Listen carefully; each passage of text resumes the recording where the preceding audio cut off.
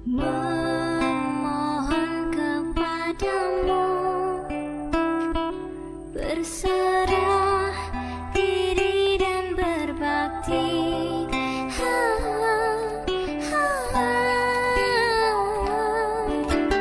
Di dalam pikiranku,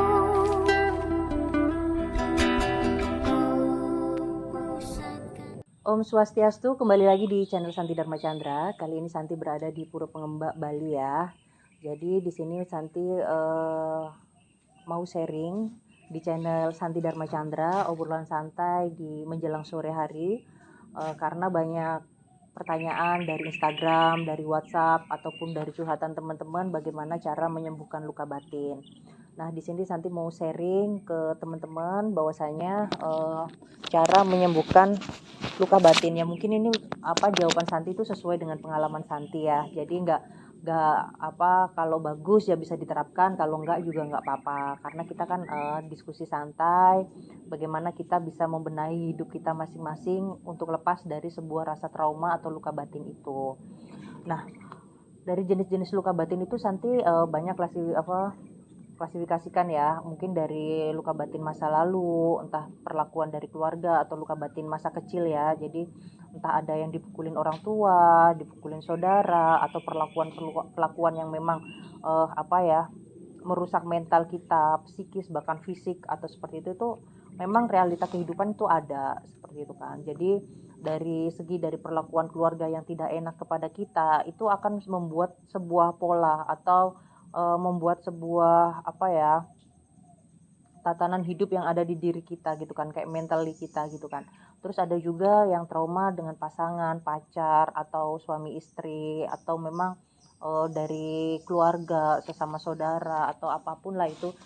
Terus ada juga yang mungkin dari dari pergaulan, misal dari sebuah pertemanan mengalami bulian, mengalami yang kerap kali yang Santi lihat sekarang itu marak bully sehingga kayak hal biasa gitu loh, kayak menghina sampai bahkan memukul, melukai, mencederai, itu kayak dianggap biasa gitu loh, padahal itu kan sangat yang tidak memanusiakan seperti itu kan.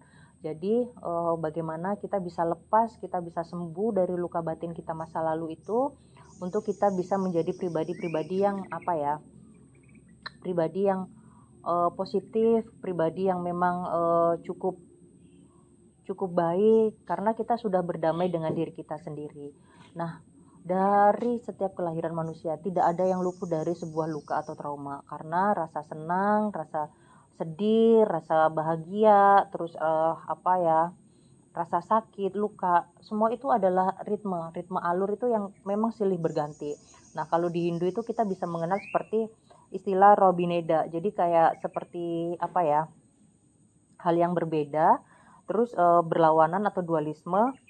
Dan Santi menangkap konsep dari Rui Benida ini sebuah bentuk keseimbangan. Mungkin kalau di Cina itu disebut yin dan yang ya, ada hitam putih, terus ada ada siang malam, ada suka duka, terus ada juga hidup mati, terus ada banyak hal lah yang memang sebuah konsep keseimbangan. Karena dalam bakteri aja ada bakteri jahat atau bakteri buruk, nggak selamanya itu kan mereka itu dianggap yang tidak baik, karena mereka hal-hal seperti itu adalah sebuah konsep keseimbangan dalam memelihara kehidupan seperti itu kan. Jadi kita tidak boleh anti yang pro ini ya, kita menikmati sebuah rasa itu. Kalau Santi lagi sedih gitu kan, ya Santi nikmati sebuah kesedihan itu, dan Santi yakin bahwasanya sedih ini tuh yang Santi lalui itu tidak akan selamanya, dan itu pasti akan berganti, akan dengan sebuah kegembiraan atau kebahagiaan. Jika memang Santi itu ya udah, kalau sedih lagi pengen nangis ya udah nangis, dan Santi berdoa sama Tuhan, kalau memang Santi lagi sedih ya udah, Santi terima luka ini, Santi terima ujian hidup ini, tolong jangan tolong bantu Santi agar Santi bisa bahagia kembali, Santi bisa ceria lagi. Itu yang selalu Santi terapkan. Jadi ketika hal yang normal kok, ketika kita nangis itu bukan berarti lu cengeng, lu lemah lu atau kayak gitu, nggak ada sebutan kayak gitu. Dan banyak alasan-alasan pembenaran, mungkin Santi melihat dari teman-teman atau dari siapapun lah, ketika mengalami sebuah permasalahan itu dia tuh selalu menyalahkan masa lalunya, atau aku dulu pernah trauma ini loh, trauma ini, perlakuan dari orang tuaku seperti ini. Nah itu pentingnya kita bisa menyembuhkan luka kita, karena tidak dibenarkan juga ketika orang tua juga memperlakukan anaknya dengan kekerasan atau apapun, itu tidak dibenarkan juga. Tapi kita sebagai anak kecil kadang kita tidak bisa menghindari itu loh, perlakuan dari orang tua kan. Jadi makanya Santi tuh menjadi orang tua itu harus dengan rasa kesiapan, bukan hanya dengan sekedar cinta, menikah, terus punya anak, terus tanpa menjadi orang tua tanpa ilmu. Itu yang kasihan anaknya, karena Santi juga pernah mengalami fase-fase itu yang memang apa ya, menyadari bahwa menjadi orang tua itu butuh kesiapan lahir batin semuanya, mental dan lain-lain, kedewasaan itu memang harus sangat dipersiapkan. Nah jangan sampai karena ada apa ya, trauma di masa lalu, misal aku kalau ngedidik anakku harus dipukul karena aku dulu pernah dipukul orang tuaku. Nah itu konsep yang salah. Jadi itu semacam kayak balas dendam ke anaknya, padahal anaknya nggak tahu apa-apa. Yang alami kan orang tuanya dengan orang tuanya dulu, seperti itu kan. Jadi jangan sampai luka kita itu menjadi sebuah alasan untuk menyakiti orang lain. Misal ada suami memukul istri, dipukul, ditamparin atau apalah, itu alasannya karena aku dulu pas waktu di rumah inilah cara orang tua mendidik aku, jadi wajar kalau aku memukul istri ini, karena itu yang ditunjukin. Jangan seperti itu, jangan alasan hal yang hal yang tidak baik diberlakukan ke orang lain gitu loh ya. Termasuk istri itu kan orang yang baru datang di kehidupannya suami, jangan sampai itu mendapatkan sebuah perlakuan yang memang tidak baik. Misal di rumah, di sekolah atau di lingkungan, gampang seorang anak, seorang remaja gampang memukul karena memang ya aku karena di rumahku gampang dipukulin sama orang tua, karena jadi wajar seperti itu, nggak boleh seperti itu. Jangan sampai ketika luka kita, trauma kita atau rasa sakit kita jadikan alasan untuk menyakitin orang lain, itu nggak boleh seperti itu. Jadi bagaimana rasa sakit kita itu kita olah ya, terus kita tetap kita menyebarkan energi yang positif ke orang lain. Jangan sampai dengan alasan yang seperti yang tidak baik itu kita menjadi pribadi yang tidak baik juga. Tidak boleh seperti itu. Tapi kita tidak bisa dipungkiri juga sih, rasa trauma itu pasti ada, dan menyembuhkan itu ya kuncinya di diri kita sendiri, bukan di orang lain. Sekalipun Santi juga dulu pernah ke psikiater, Santi juga pernah maksudnya curhat sana sini, tapi menyadari bahwasanya curhat terbaik itu Santi ya curhatnya ke Tuhan gitu loh. Santi mau nangis mau apa gitu kan, Santi ke Tuhan. Karena kalau kadang curhat ke orang itu ya belum tentu dia itu bisa dipercaya. Banyak orang hanya sekedar ingin tahu tanpa rasa peduli ke kita, hanya ingin oh ya udah gitu doang, gitu aja ya masalahnya Santi, atau seperti apa tanpa memperdulikan kita benar-benar. Tapi nggak selamanya seperti itu, ada yang benar-benar baik juga banyak seperti itu kan. Tapi ya hati-hati, jangan sampai kekurangan kita atau luka kita itu dijadikan bahan gosipan lah, gunjingan kayak gitu-gitu kan. Kita nggak pernah tahu orang itu tulus nggak sama kita, baik atau enggak, seperti itu kan. Nah seperti itu. Nah balik lagi kan di konsep Robineda ini, Santi membaca sebuah dari kitab Ramayana ya kan. Pasang putih Tulya malah mengliput, luput sareng sadu, yang artinya pasangan atau lawan dari putih yaitu hitam yang bagaikan kegelapan yang meliputi diri manusia. Tetapi orang bijaksana bebas atau luput dari kegelapan atau kebingungan itu. Nah, di sini kegelapan dan kebingungan itu ada dua macam ya kan. Ada gelap pikiran, berarti gelap yang tidak maksudnya pikiran yang tidak tenang. Jadi overthinking, terus pemikiran yang berlebihan, rasanya aduh ini gimana sih, atau rasa gugup rasa ketakutan berlebihan itu memang ada, karena Santi juga pernah ngalami. Dan nggak Santi aja sih, banyak Santi melihat teman-teman, bahkan ya artis juga pernah ngalami, pejabat juga pasti pernah ngalami, rakyat biasa juga pasti ngalami, setiap manusia itu juga ngalamin rasa-rasa seperti itu. Nah bagaimana kita mencari solusi untuk meminimalisir sebuah rasa itu ya kan. Terus gelap hati itu ada perasaan yang gelisah, gak tenang, terus kurang nyaman, tidak ada rasa kedamaian. Nah, tujuan Santi di Hindu kan kita untuk mencari rasa damai itu. Jika kita dikuasain oleh perasaan gelap pikiran, gelap hati, itu damainya muncul dari mana? Seperti itu kan. Nah, orang yang mengalami kegelapan disebut orang yang dalam keadaan duka. Jadi Santi itu pernah ngobrol sama salah satu pemangku yang ada di Bogor, bahwasanya ketika manusia surga dan neraka itu ada nggak sih? Aku Santi itu tanya seperti itu. Nah, ketika kita mengalami rasa bahagia, kita mengalami rasa kedamaian, kita merasakan ketenangan di dunia ini ya kan, sewaktu kita hidup, itu yang disebut dengan surga. Kita sudah bisa mendapatkan surga. Tapi kalau kita masih marah, masih dendam, masih dengki, masih banyak hal yang di dalam diri kita yang memang masih belum kita bisa lepaskan, terus kesedihan yang berlalu dan lain-lain, itu yang disebut neraka. Jadi bagaimana kita bisa menciptakan surga dan neraka itu dalam kehidupan kita? Jelas kita ingin, meskipun kesedihan dan kesenangan itu tidak bisa dipisahkan ya, karena itu konsep keseimbangan hidup.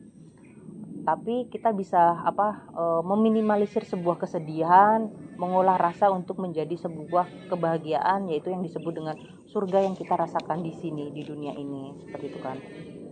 Jadi kalau di Hindu itu ternyata istilah suka duka itu dari Robineda tadi ya, bener nggak sih Robineda?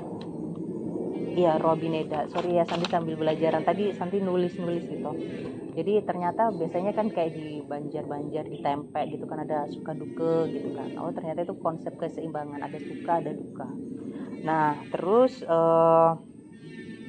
di sini adanya suka duka itu dipengaruhi dengan triguna itu. Jadi ada satwam, rajas, dan tamas. Jadi guna satwam itu bertemu dengan guna rajas, maka dia akan menikmati sebuah kesukaan dan rohnya itu masuk surga. Terus ada juga guna tamas bertemu dengan guna rajas, maka orang itu berbuat tidak baik dan atmanya itu masuk ke neraka. Nah, terus kalau guna satwam bertemu dengan rajas dan tamas, maka orang tersebut mengalami suka dan duka, seperti itu. Jadi teman-teman, kalau mengalami kesedihan gak usah berlebihan, karena kita hidup itu kan memang tidak luput, manusia hidup itu lahir susah, bahagia, sedih, terus gembira, ada hidup, ada mati. Itu sebuah ritme kehidupan gitu loh. Kalau di Hindu tuh pernah dengar kalau Ratu Istri nasihatin itu, pokoknya manusia itu tidak luput dari pati lara, bahasanya itu. Pokoknya intinya tidak luput dari suka duka, terus sehat sakit, terus hidup mati. Itu sebuah yang memang manusia itu akan merasakan sebuah itu gitu loh. Kita tidak bisa menghindari, tapi kita bisa meminimalisir sebuah rasa itu untuk dengan merawat hati kita atau fisik kita agar tetap terjaga, agar sehat terus, tidak sakit dan lain-lain, seperti itu. Nah, ini untuk bagaimana sih Kak mengatasi inner child atau trauma dengan keluarga atau masa kecil. Nah, ini Santi bukan membandingkan dengan masa lalu Santi ya. Santi itu memang dididik di keluarga yang cukup keras banget pokoknya. Tapi Santi untuk saat ini, ketika Santi udah dewasa, bahwasanya Tuhan itu tidak sia-sia menempatkan kita di tempat yang memang dulu Santi memang harus ditempatkan di keluarga yang polanya seperti itu. Jadi dengan Santi itu bersyukur juga untuk sekarang ya. Kadang kalau lagi kerjaan banyak, capek atau apa gitu kan, Santi tuh mikir, oh ya kalau memang aku dulu nggak ditempa oleh keluargaku untuk kerja keras, mungkin aku nggak sekuat ini sekarang. Kita menyadari bahwa tempaan terbaik pembentukan mental itu dari keluarga. Meskipun itu nggak selamanya itu harus bahagia terus, harus seneng terus, nggak seperti itu. Santi itu dulu dari kecil ya, dari Santi TK ya, mengalami banyak hal lah yang nggak perlu Santi ceritakan di sini. Tapi pas SD itu Santi itu harus bangun jam 3 pagi. Di antara teman-teman Santi yang masih tidur atau Santi itu harus bantu ibu Santi ke pasar jualan dan lain-lain kan. Terus ibu Santi juga mengalami kayak mood swing lah, namanya seorang ibu perempuan kan. Ini kadang ya anaknya jadi ikut diomel-omel kayak gitu kan. Terus ya tapi kan kita sebagai anak ya harus kadang kita kecil tapi kita masih kecil tapi kita harus dituntut dewasa lebih dari orang tua gitu loh. Kita harus lebih memahami orang tua gitu kan. Terus habis itu kan jam 3 harus bantu orang tua ke pasar. Terus jam 5 Santi ngurusin bantu dagangan kan, dari rumah itu persiapan untuk ke pasarnya. Terus Santi harus ke pasar. Kadang sampai sekolah Santi tuh dari dari pas memasuki SD, SMP, dari rumah ke sekolahan itu sekitar jaraknya 25 kilo kan. Nah, waktu itu tuh Santi belum ada kendaraan. Kadang kalau dapat angkot ya bersyukur, kalau enggak ya udah. Akhirnya kalau nggak dapat angkot itu Santi tuh selalu nyetop orang gitu loh. Siapa Pak, bareng dong. Dari situ tuh mungkin Santi sekarang itu bisa, dari kebiasaan itu Santi mau nggak mau itu kalau kenal sama orang itu berani gitu kan. Karena Santi dari dulu tuh didorong untuk berani, kalau nggak gitu nggak nyampe sekolah. Makanya dulu tuh sering nebeng lah istilahnya, nebeng sama petugas pom bensin karena berangkatnya itu kan jam 5:30 ya. Terus Santi tuh dulu sekolahnya juga pindah-pindah. TK itu dulu sempat di Kalimantan, terus SD juga sempat di Lamongan, di Banyuwangi, terus sekolah kuliah dulu sempat di Surabaya, terus di Jakarta, kayak gitu-gitu kan. Itu tuh proses adaptasi. Mungkin dengan orang pindah-pindah tempat itu Santi bisa belajar karakter banyak orang gitu loh. Santi bisa tahu rasa menempatkan diri lah. Bagaimana sih sikapnya ketika Santi ketemu orang ini, bisa diterima nggak atau seperti itu kan. Jadi itu pelajaran penting banget memang. Dari tempaan-tempaan itu Santi juga kadang kalau mau tidur ya terima kasih buat ibuku, bapakku yang memang sudah memberikan pelajaran hidup yang luar biasa. Kalau nggak kayak gitu mungkin Santi nggak bisa sekuat ini gitu kan. Itu yang sih. Jadi buat siapapun yang mungkin mengalami kekerasan pas waktu kecil atau mengalami kayak sering dicaci maki orang tua, ya itu cukup di kita. Jangan sampai kita menyalurkan itu ke anak-anak kita, karena kita juga udah tahu kan rasanya kayak gitu tuh nggak enak gitu loh, diperlakukan seperti itu tuh nggak enak. Jadi dibuat aja pelajaran, dan kita nggak perlu naruh dendam, karena bagaimanapun orang tua atau lingkungan keluarga itu ya guru kita, seperti itu. Jadi Santi tuh orangnya juga cukup keras sih dulu, kalau dibilang ya masa-masa kayak remaja Santi sering kesana kesini. Mungkin teman-teman juga tahu dulunya aku supporter bola dan lain-lain. Pokoknya ya seperti itulah. Jadi di keluarga juga nggak bonding di keluarga yang di Jawa. Jadi ya makanya Santi merantau ke sana ke sini gitu. Tapi ya udahlah, yang penting Santi sekarang itu nggak dendam sama orang tua gitu kan. Santi itu malah hubungan baik sama orang tua itu sekarang pas waktu Santi masuk Hindu. Awal-awal sih pas di Hindu, masuk Hindu itu mungkin nggak diterima lah, berantem banget sampai orang tua Santi itu manggil ustadz. Aku cerita ya, lucu jadi gini. Kan aku dari Jakarta ya kan, masuk Studi Widani dan lain-lain di Jakarta. Habis itu pulanglah ke Jawa. Kan aku nggak betah ya di rumah Jawa itu, pokoknya nggak betah banget lah. 1 jam di sana tuh kepala aku udah pusing banget, udah stres banget. Terus habis itu nyalain dupa nggak bisa, sembahyang jauh, pura jauh, udah di kamar aja kayak orang linglung. Akhirnya orang tua aku tuh ngira aku tuh gila. Jadi ini udah anak masuk Hindu gini, pokoknya jadi perdebatan keluarga lah.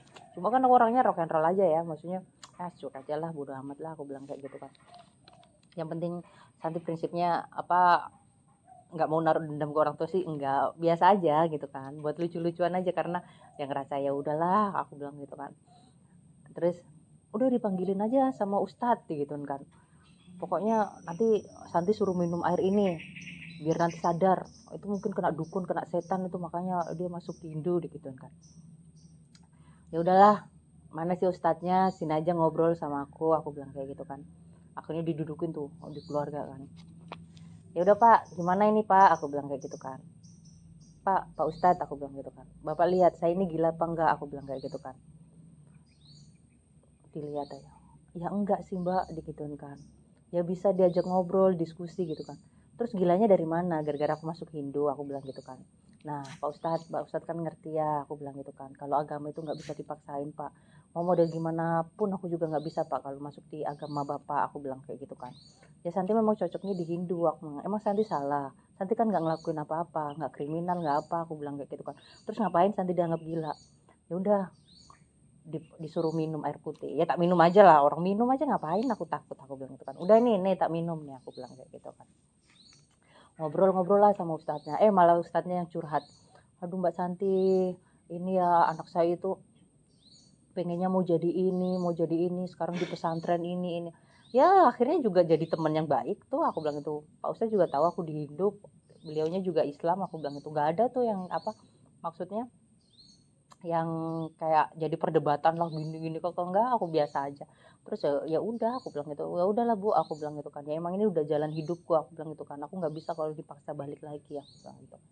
Ya akhirnya mungkin dari proses itu ya Astungkara sih sekitar 8 bulan inilah hubungan Santi sama Ibu Santi baik ya, karena Santi juga berdoa terus sama, ya bagaimanapun leluhur terdekat kita kan orang tua, aku bilang kayak gitu ya. Santi juga nggak menyalahkan Ibu Santi sih, mungkin ya Ibu karena Ibu belum ngerti gitu aja sih. Jadi ya udahlah biarkan, aku bilang gitu kan. Ya Santi kirim-kirimin aja kegiatan Santi karo konten-konten gini ke keluarga yang di Jawa, biarin lah, aku bilang kayak gitu kan, biar tahu, aku bilang gitu kan. Santi masuk Indonesia juga bukan untuk niat buruk atau apa kan, ya karena memang pengen nata di keluarga, agar keluarga juga di Jawa lebih ingat ke leluhur nenek-nenek, kakek nenek, terus buyut Santi kayak gitu-gitu. Jadi ya udah sampai sekarang juga Astungkaranya orang tua nerima, ya meskipun itu aja dibuat lempeng aja kayak gitu kan, ya lucu lah aslinya itu. Jadi kalau dibuat serius-serius, dendam-dendam, marah-marah, yang ada hidup ini makin gila, ya lempeng aja udah.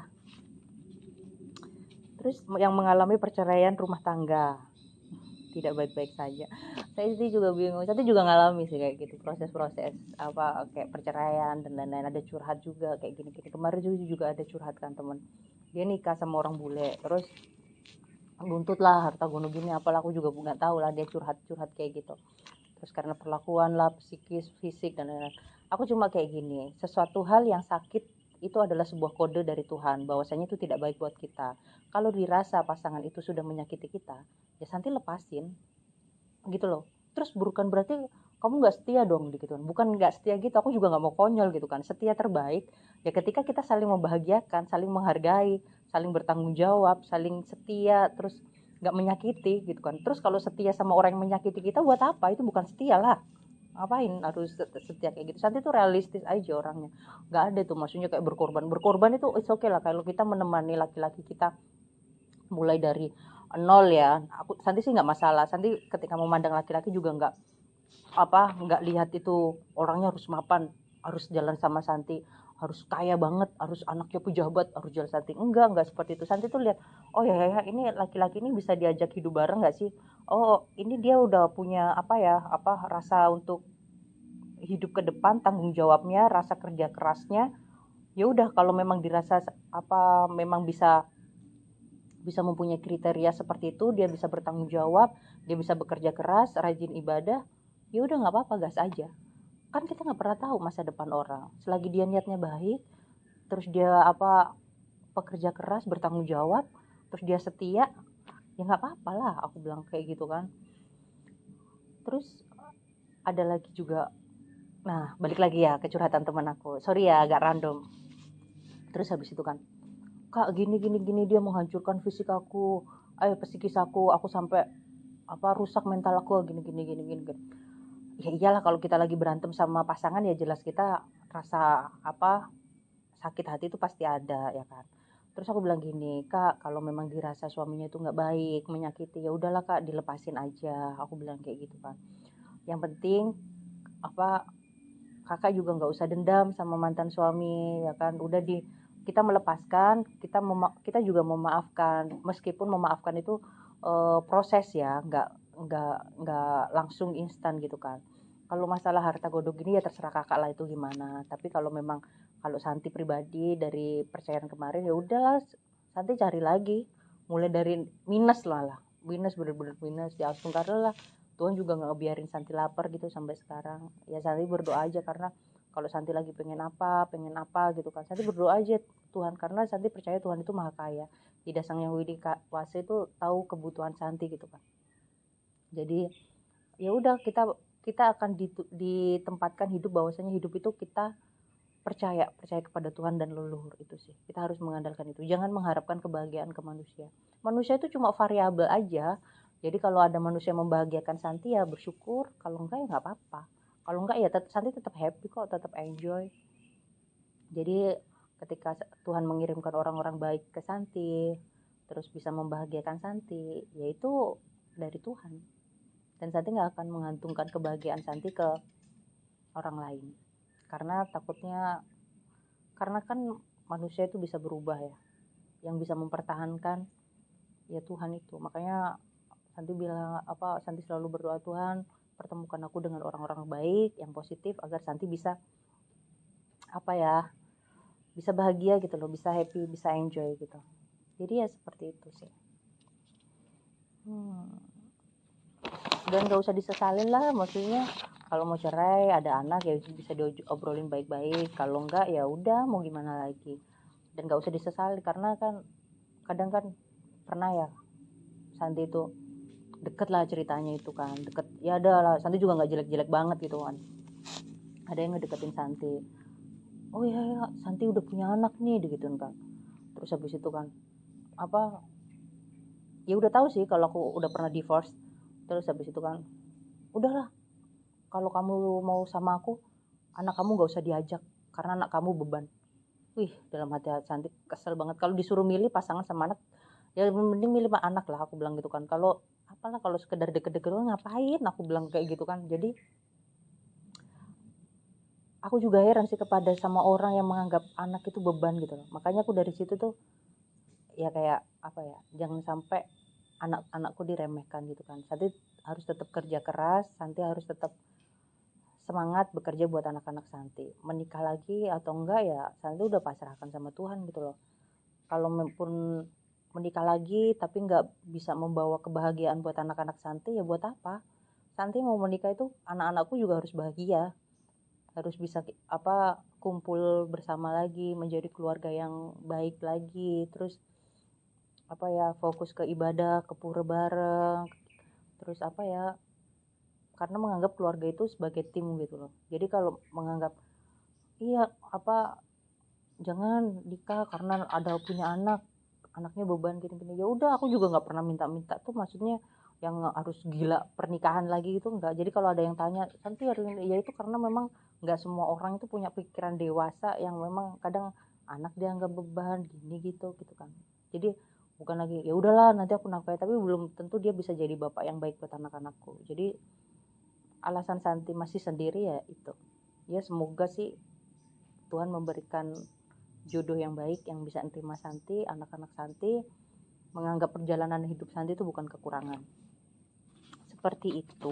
Kalaupun nggak suka Santi, alasan Santi karena Santi udah punya anak-anak, ya udah nggak usah dideketin. Aku juga nggak gila-gila banget untuk kayak menikah lagi lah atau apalah. Biarkan Tuhan itu yang memberikan proses yang luar biasa buat Santi, gitu aja. Oke, terus kalau kita bagaimana untuk mengatasi bully dari lingkungan ya, karena kan kemarin marak bully. Ya kita harus pintar-pintar memilih lingkungan. Kalau memang lingkungannya yang kayak negatif, suka ngomongin orang, suka noyor kepala, suka membuli, merendahkan, Santi nggak mau bergaul. Santi mending sendiri inilah di pura, terus ngonten-ngonten, bawa tripod, ngobrol-ngobrol sendiri gitu. Lebih happy gitu daripada Santi harus bergaul sama orang-orang atau yang suka gosip, saingan, pamer. Capek, nggak mau aku bilang kayak gitu kan.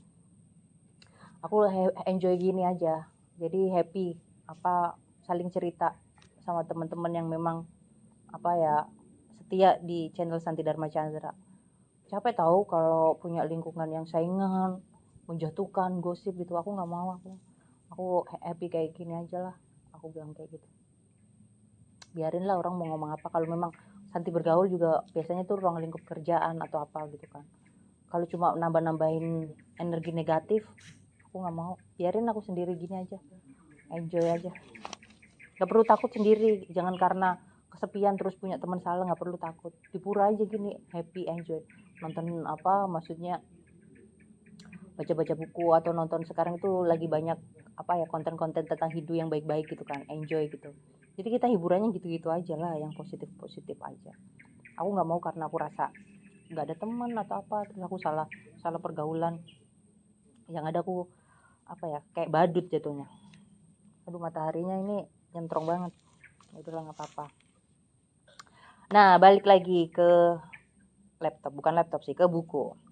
Jadi apapun luka kita, intinya kita harus menerima diri sendiri, karena yang bisa menghargai diri kita ya diri kita sendiri, yang bisa menerima kita ya diri kita sendiri, yang bisa mencintai tulus ikhlas diri kita ya diri kita sendiri.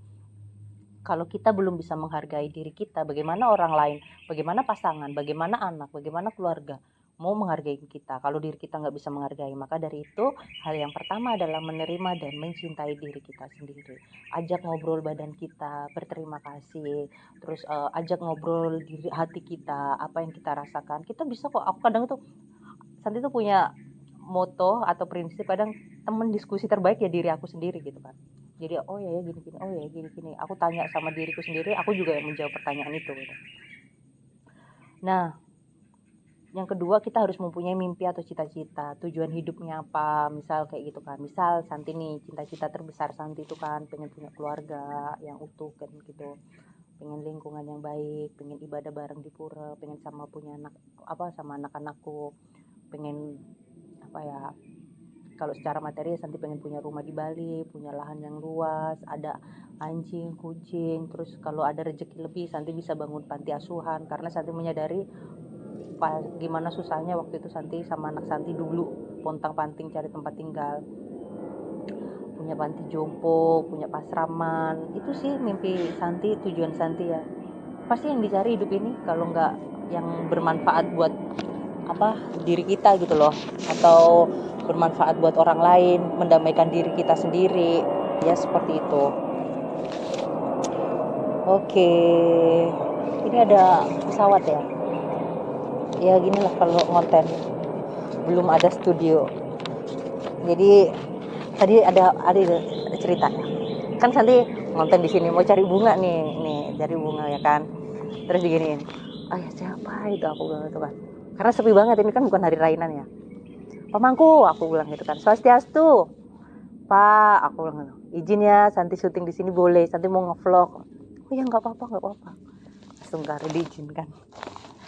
Terus habis itu lanjut lagi, tadi ada suara pesawat soalnya.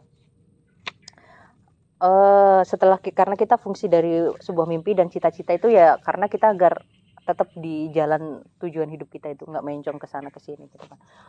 Ya capek dikit ya istirahat lah, terus oh ya udahlah, ada permasalahan hidup ini, oh ya aku udah punya mimpi ini gini. Misal Santi benar-benar capek, kecewa banget ya Tuhan gitu kan, atau rasa lelah, ya wajar lah, namanya manusia ya kan. Tapi balik lagi nata semangat lagi, oh ya aku punya anak nih, harus yang aku bahagiakan, aku harus punya ini apa maksudnya, banyak hal yang harus Santi perjuangkan. Ya udah, semangat lagi. Terus memaafkan diri sendiri, memaafkan sebuah masa lalu, orang-orang terdahulu yang menyakiti kita. Dan kita juga jangan lupa kalau kita punya masalah sama orang ya kita harus meminta maaf gitu kan. Jadi kita juga bukan makhluk egois yang bener terus, yang minta dimengerti terus, yang semuanya kita itu benar, yang lain salah, nggak gitu konsepnya. Karena kita juga namanya manusia ya, salah benar itu pasti ada gitu kan. Jadi kalau kita salah ya kita akuin aja kita salah, kita minta maaf, biar hidup ini nggak perlu nyimpen dendam, nggak merasa gengsi banget gitu kan. Ya gitu aja sih, santai lah. Nah, yang keempat, bergaul di lingkungan positif, jangan bergaul yang membunuh karakter kita, menghancurkan mental kita, atau membuli gitu. Aku nggak mau kayak gitu, aku harus di lingkungan yang memang bener-bener baik kayak gitu kan. Terus yang kelima, meditasi, berdoa. Bagaimanapun kita hidup itu harus melibatkan Tuhan dan leluhur kita. Tanpa beliau kita bukan siapa-siapa. Tanpa beliau kita tidak akan bisa sekuat ini untuk menjalani hidup ya kan. Jangan menaruh dendam ke siapapun. Bahkan kalau kita sudah disakitin dulunya, pernah mengalami abuse atau kekerasan pas waktu kecil, atau memang dari pasangan dan lain-lain, nggak perlu nggak perlu dibuat dendam gitu kan. Udah kita maafkan aja, memaafkan, tapi kita harus menjaga jarak karena jangan sampai orang tersebut melukai kita lagi, seperti itu kan. Jadi ya itu tadi pintar-pintarnya kita, bukan berarti kita menjaga jarak itu kita dendam marah gitu, enggak kok, tapi kita menyayangi diri kita daripada kita deket digebukin mulu, yang ngapain ya. Terus lakukan hobi kebahagiaan kita, misal hobi Santi masak nih, hobi Santi apa, lari, basket, ya Santi olahraga itu, melakukan itulah. Dan jangan lupa istirahat yang cukup, jangan bergadang, jangan overthinking, karena kalau fisik kita lemah, fisik kita sakit, yang ada kita malah ngedrop ya kan, seperti itu. Baiklah, nah ini di akhir diskusi kan Santi kan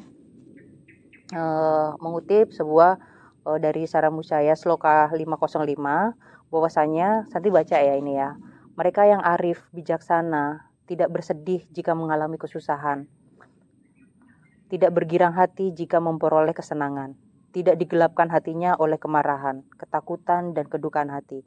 Mereka yang bijak tetap tenang dan jernih hatinya dalam berbagai situasi.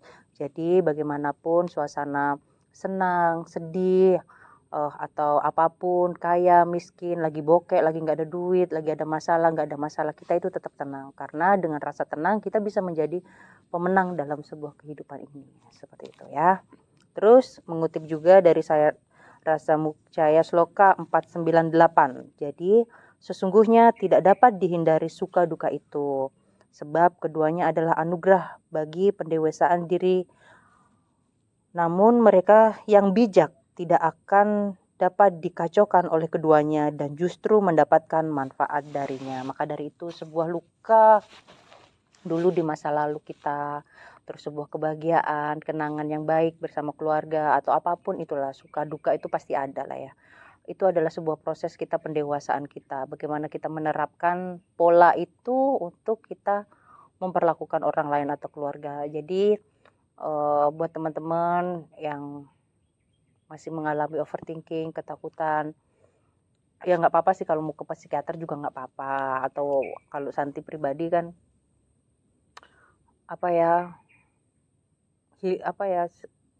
rasa healing lah, kalau orang ngomongnya gini, healing orang kan beda-beda ya. Santi ke pura, banyak-banyak ibadah, banyak-banyak doa, minta dipertemukan orang baik. Kadang Santi juga butuh sih orang memang bisa mendengarkan Santi gitu loh, yang mengerti gitu tanpa harus ngejudge ini itu gitu. Jadi itu sih, itu aja sih. Jadi ya itu sebuah saran bagaimana cara kita menyembuhkan sebuah luka. Santi nggak pernah membandingkan bagaimana kehidupan Santi sekarang untuk lebih baik atau lebih buruk, enggak.